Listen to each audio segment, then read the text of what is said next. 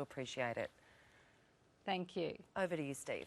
Thank you very much, Sarah. We've got AFL star Jason Ackermanis coming up shortly and NRL's King Wally Lewis to talk about this continuing drug scandal. But first, the man you're about to meet is a true inspiration. 44-year-old Dave Jacka is aiming to be the first quadriplegic to fly solo around Australia. Weekend Today reporter Erilee Walsh took to the skies ahead of his epic journey. I'm on skinny love just last year. When I'm up in the air, it's freedom. I can go anywhere. I'm not grounded by the wheelchair. I'm just like everyone else. I'm not limited by my disability. You could call it a grand love story between a man and the sky. When you're up flying around, it's just, the world looks totally different. So I love to wreck it all. Dave Jacka is the first to tell you he has a very different view of the world. A world that changed dramatically 24 years ago. It was actually 4 days before my 20th birthday, and I went out one night, came off a motorbike, and was thrown headfirst into a tree, shattering the 5th vertebrae in my neck. Dave was left a quadriplegic. I have no finger function at all. I can lift my wrists up like that, but can't lift them up the other way. I have no movement from my armpits down. I have biceps, which are the muscles here, no triceps, the muscles in the back of the arm. So I put my arm up in the air, falls on my head. All this, yet he can fly. In April, Dave aims to be the first quadriplegic to circumnavigate Australia on his own, a mission he's dubbed On a Wing and a Chair. The journey will start in Victoria.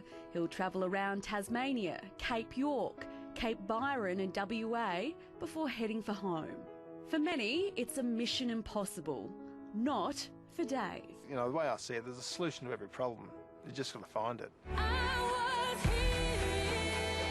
And with that in mind, as in life, he's tackled this goal with dogged determination, redesigning and modifying every part of his plane to allow him to leave his earthly restrictions behind. When I'm flying the plane, I've got both hands utilised. Got one hand on the rudder here and one hand on the control column. And then a third hand to be able to do the throttle, which is this thing here. So to solve that problem, I have a puff system installed. This straw here isn't just so I get a drink. So if I suck on it, or blow on it, it allows me to throttle the engine up and down. And this is something you've come up with? Something I came up with, that's right. Wow. If I sound in awe, it's with good reason, as Dave's wife Linda will tell you. I would say he's the most capable person I've ever met.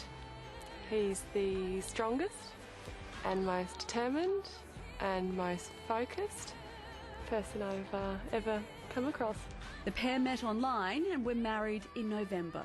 Theirs is a love story as good and as strong as any. I think I fell in love with him very quickly. It's a wonderful thing to come across people these days where their motivation for what they're doing is so true and honest. And with Linda by his side, even when he descends to earth, Dave continues to soar. One of the most important things in life is your attitude. If you open your mind up to potentially what's possible, that's the biggest hurdle. People can achieve far more than what they think they can, and makes life exciting. And why wouldn't it be when you can live with your head in the clouds and despite it all, your feet firmly on the ground? I was here.